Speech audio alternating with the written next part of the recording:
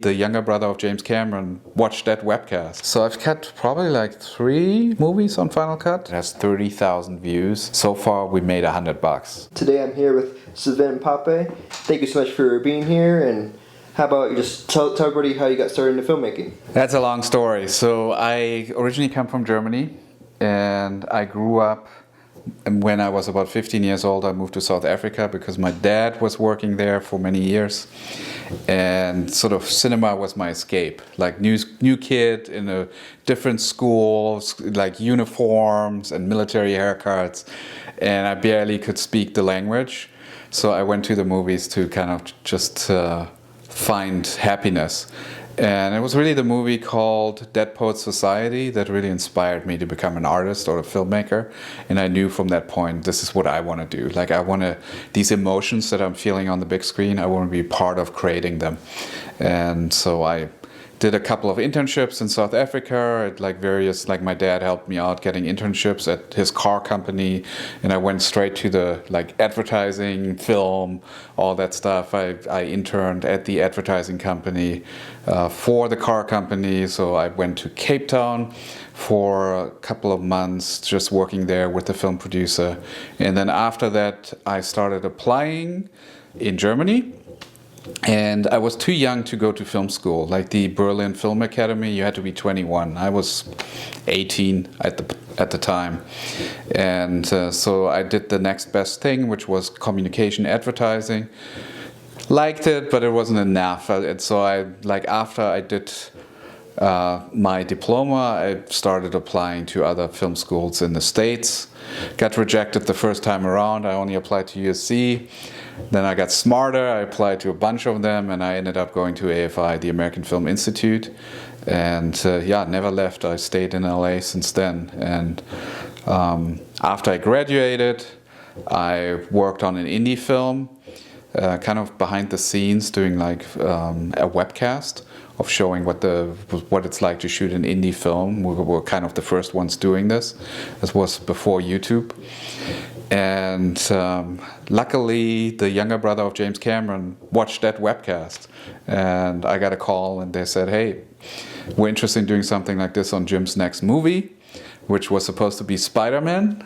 And they hired me to do like a prototype of what a webcast, behind the scenes webcast would look like. Jim never did the movie. The script never really came together. Sam Raimi ended up doing Spider-Man, but Jim did.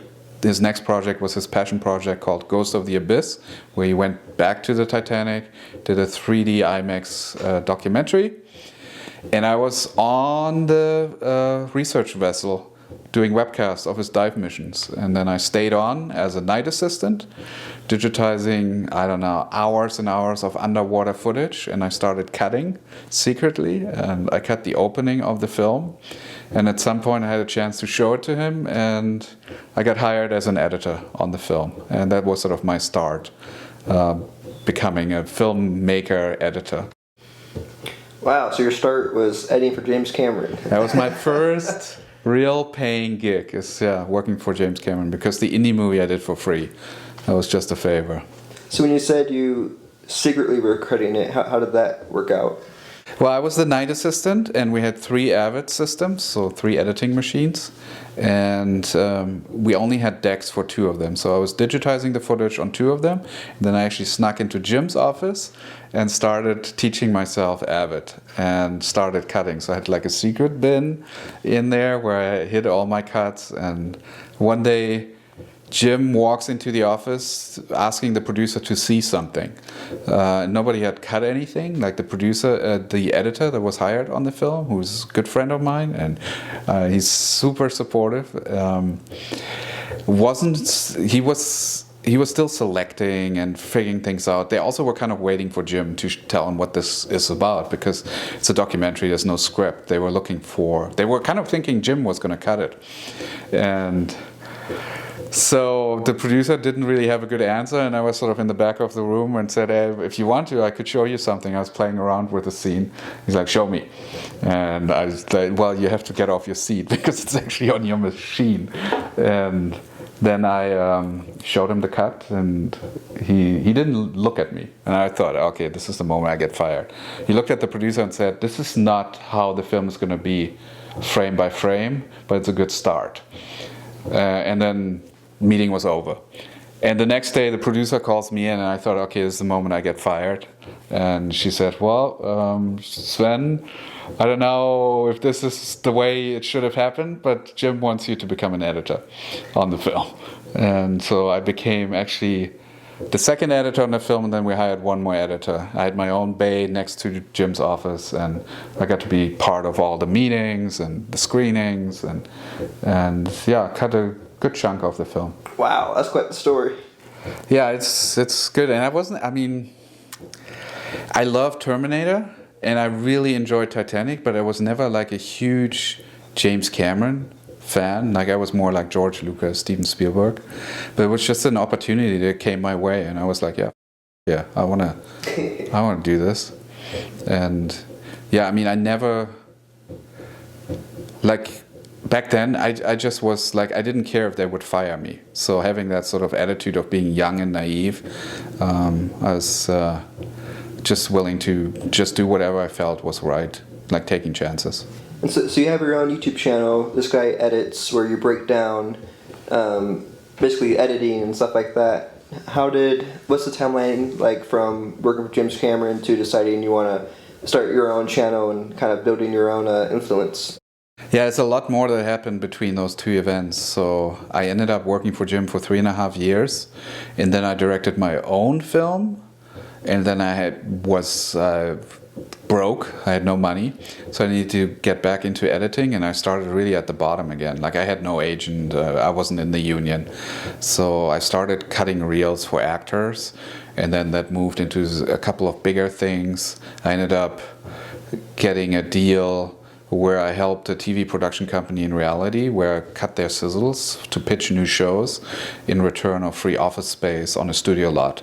So I had my own office on a studio lot, and that's when I started getting kind of directors interested in me, independent directors who kind of felt like it's kind of cool to be cutting their film on a studio lot. And so I started cutting small indie features.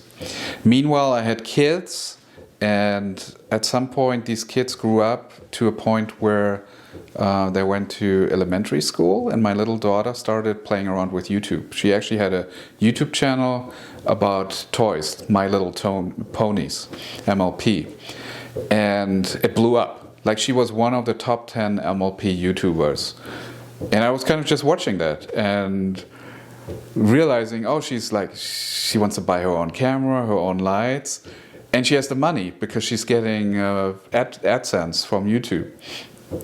And I realized, oh, this has to be taken seriously. And at the time, I was cutting a film for a pretty established indie filmmaker. Like, the first film we did together went to Sundance, was nominated. And this was like the second or third film we did together. And I just asked him, how would you feel about me showing the process of editing on YouTube? It's kind of behind the scene, let's edit. Back then, I don't know if you remember, PewDiePie was pretty big doing Let's Play computer games, and I just wanted to sort of adapt that model, and instead of showing how I walk through a computer game, show how I walk through an edit.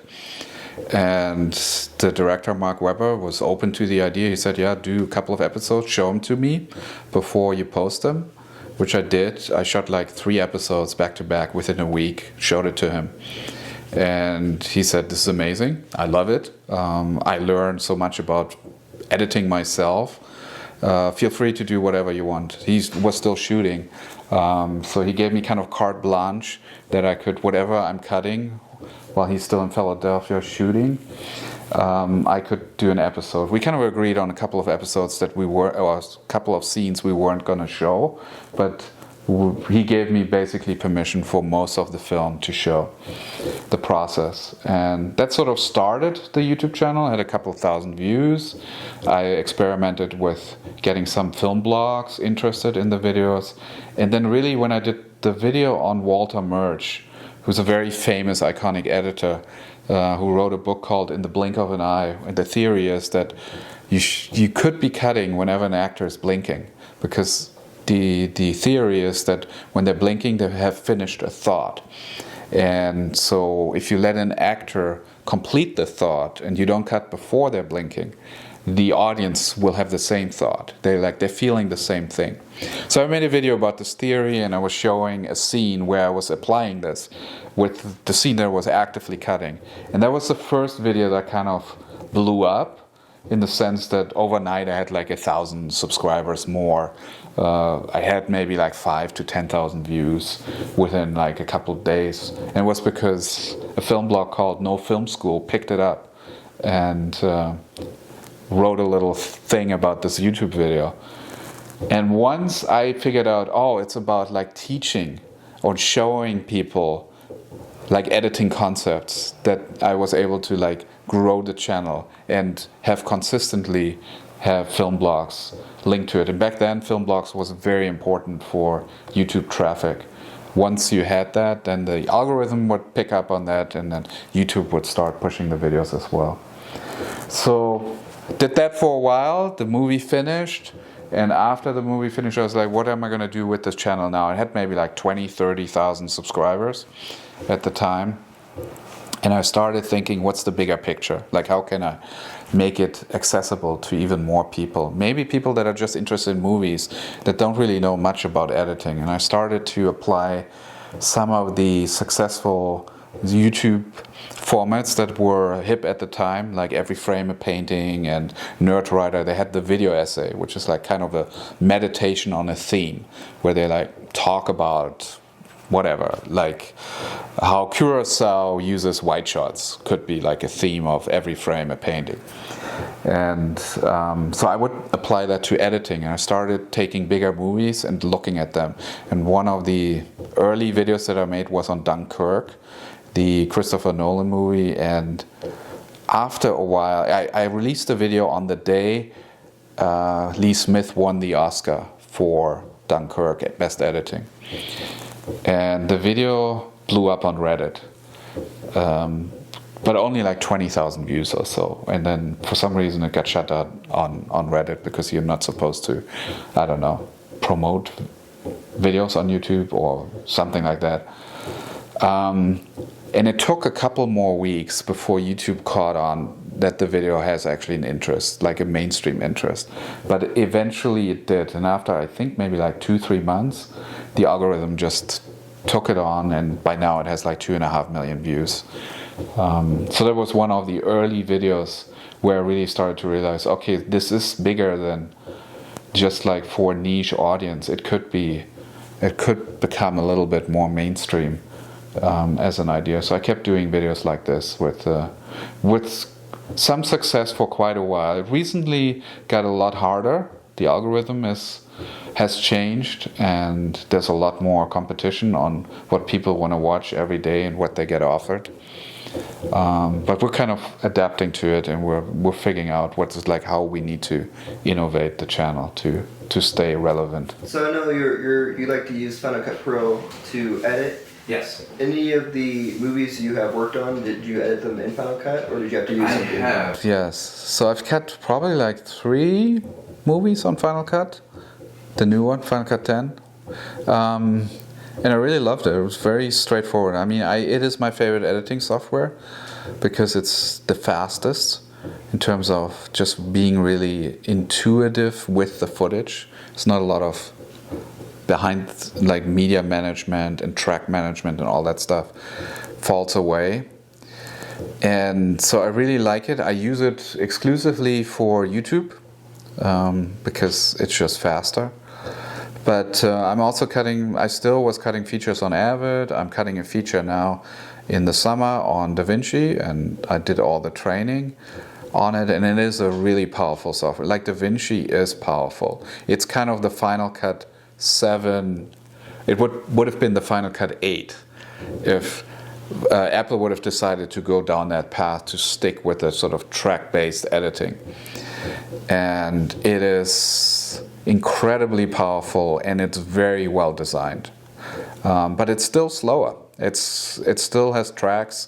You still need to manage a lot of things. So there's a lot of clicking that you need to do, which you don't have to do in Final Cut. So it is still for me, the best editing software.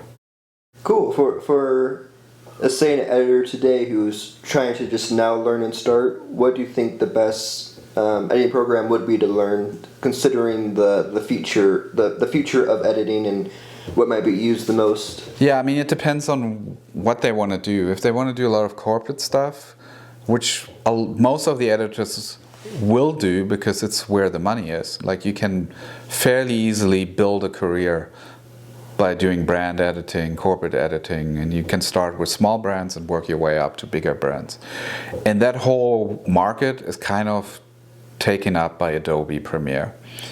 And that's unfortunate because Adobe Premiere is the most expensive software when you think about it, because you have to pay $50 a month or something like that.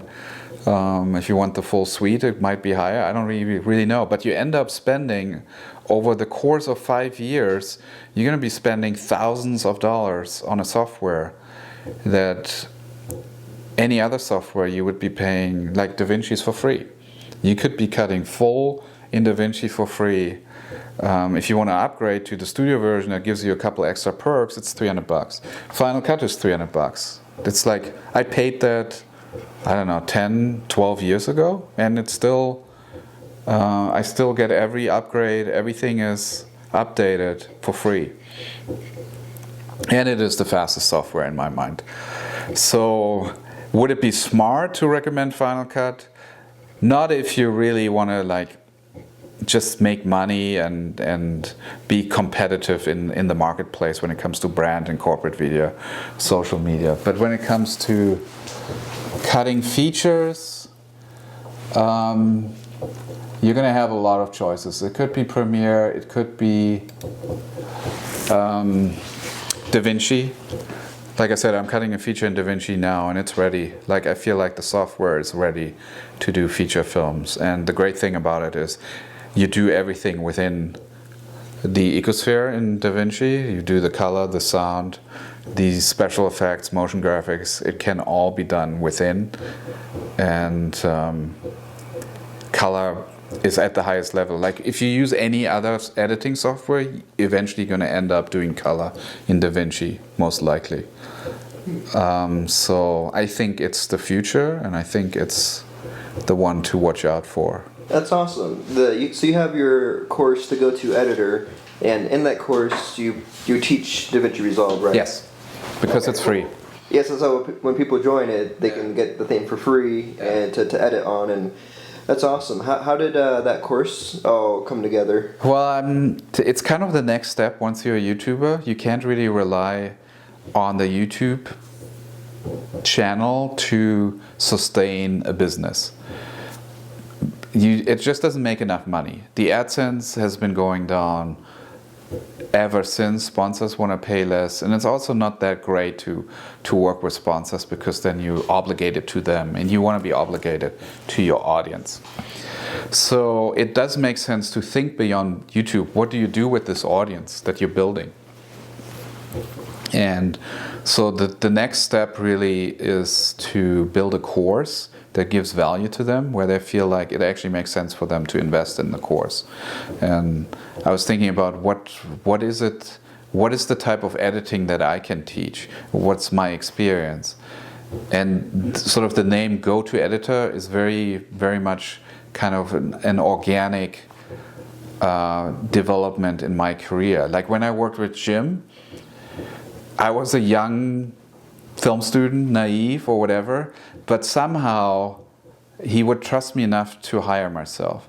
And while there were a lot of changes within the company based on what projects they're working on and what was hip, like there was a lot of tech development back then, most of the people eventually got fired, got laid off, because just funding ran out. Somehow I always survived. Somehow I always got the next job. And even when I left, it was on my terms. Like, there was another job that I was supposed to work on, and I just turned it down to do my own movie.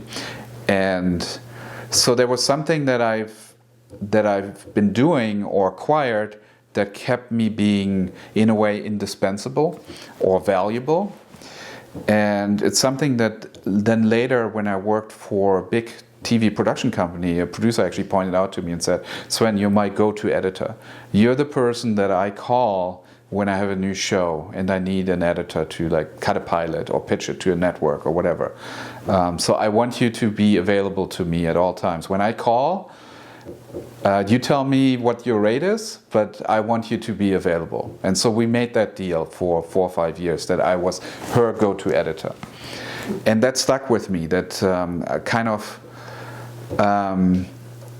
I could ask for premium rates, and I could like really pick clients that I really liked working with. I had sort of a little bit of power over the projects that I would take on.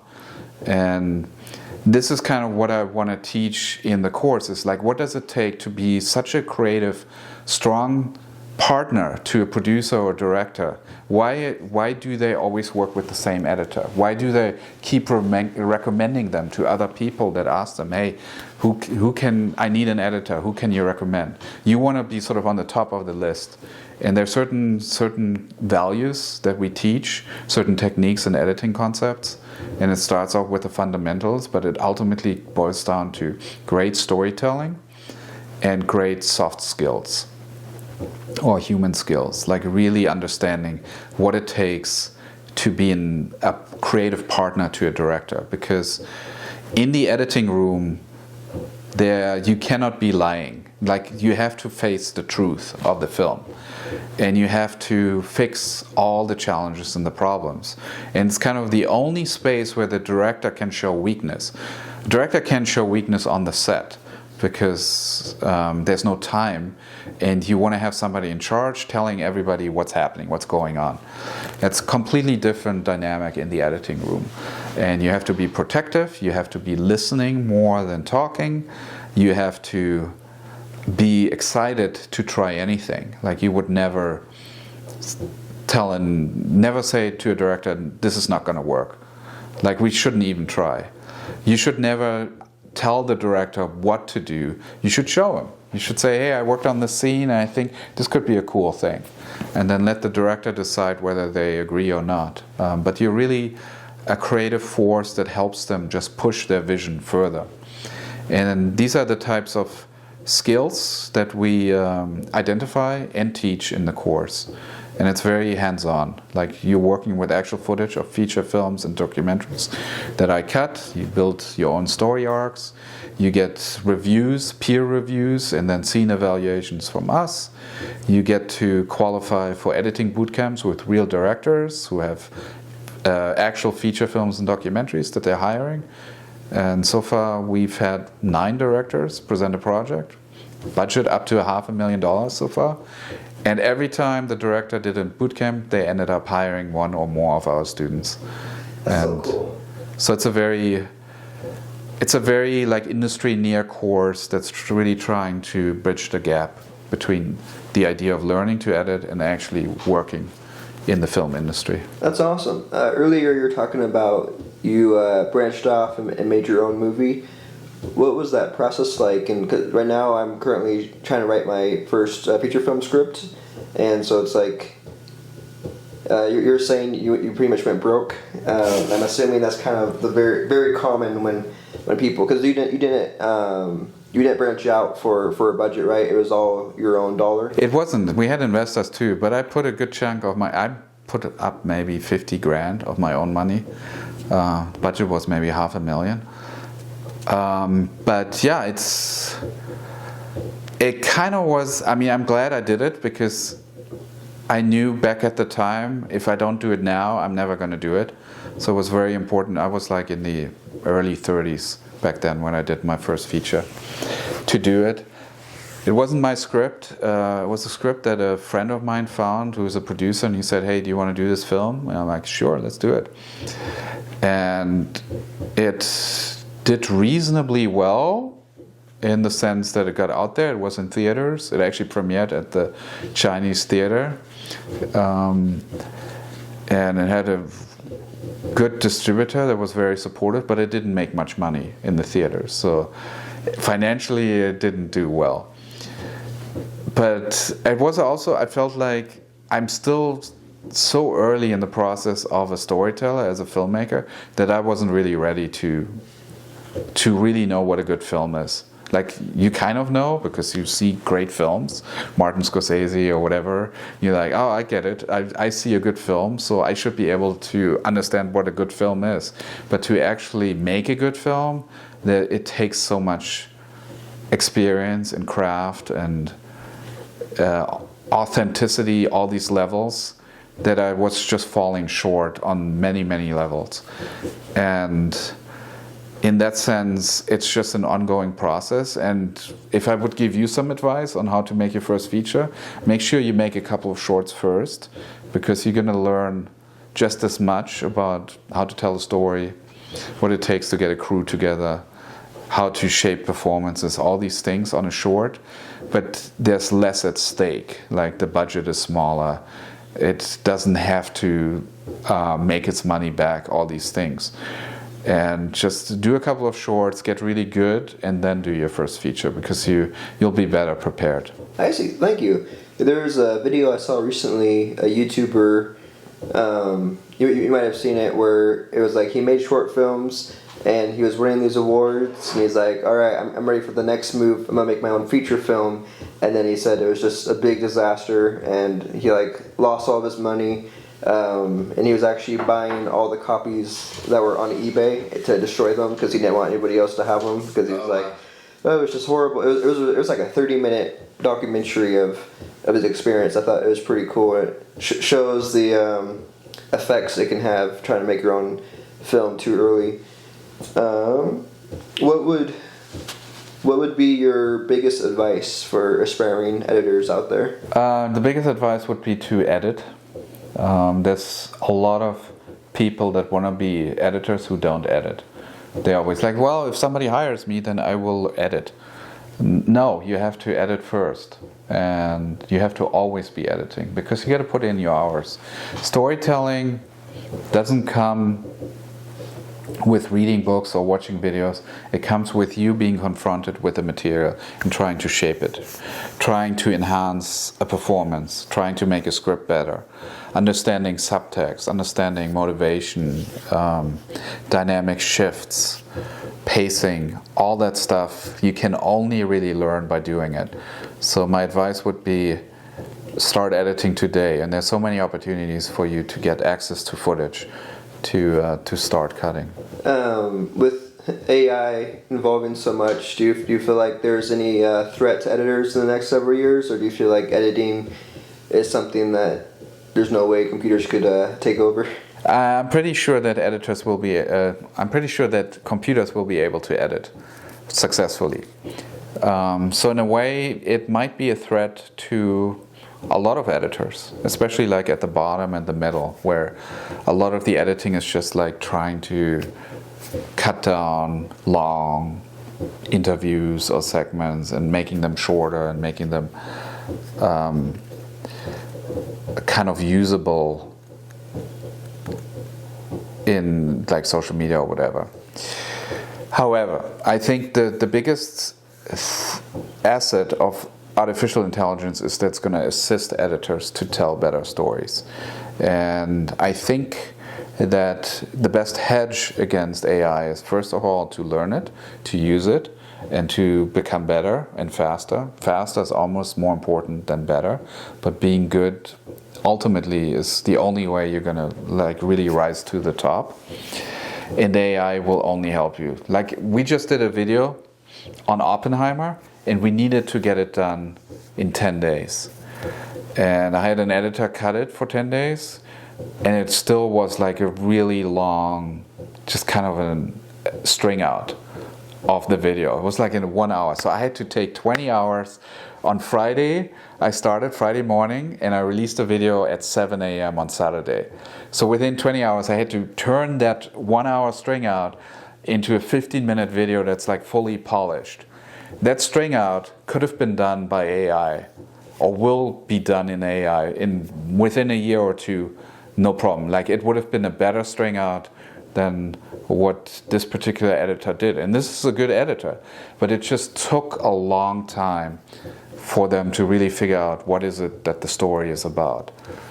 and you will never really have 10 days again to go from, okay, the original was 2 hours to go to 1 hour. In the world that we're living in, that's going to happen instantly. And then it's really about, even like if you get it down to 10 minutes or 15 minutes, then it's really about the editor to just make the final call, decide, okay, what's really important? And does it really work? Is it really flowing? Are we focusing on the right things? And that's where the editor comes in and sort of takes it to the finish line. So earlier you were talking about how the YouTube AdSense and everything has kind of gone down. Do you care kind of explaining how that all works? Yeah, I think probably after we came out of COVID, so about maybe 12 months ago, I definitely noticed a big drop in AdSense revenue, as well as a big change in the algorithm at YouTube. And even before that, it was kind of hard as a business model to really sustain yourself just based on AdSense. It already back then for me was only like 10% of the revenue mix, but now it's maybe 5% or less. So CPMs are right now on a video like this is like $8, $9. I just was talking about Oppenheimer. It has 30,000 views. So far, we made $100 on 30,000 views, which is nothing. And back then, you could have a video be sponsored like this, and a sponsor would pay easily between $3,000 and $7,000 on a video like this. Now it's really hard to get sponsors anyway, because it feels like we are sort of in a recession, or they're pulling back, trying to sort of reconfigure how they're going to spend their ad dollars. And you would be lucky to get maybe $1,500 to $2,000 on a video like this. So it's almost more valuable not to give it to a sponsor at this point, because I value the audience higher for myself. I'd much rather have them maybe sign up to a free course for myself and then get more acquainted with all the other offerings that we have, than giving that away for cheap to a sponsor. So if you are starting new with a YouTube channel, it's going to take you a while anyway to get any money from YouTube, because you got to get 1,000 subscribers and 4,000 hours of watch time before you can even monetize. That takes, if you're lucky, a year. And so if you're doing this, you got to have a long runway, and you got to think about, what am I going to do with this audience down the road? Because it's not your audience when they subscribe. You can't talk to them directly. You're at the mercy of YouTube.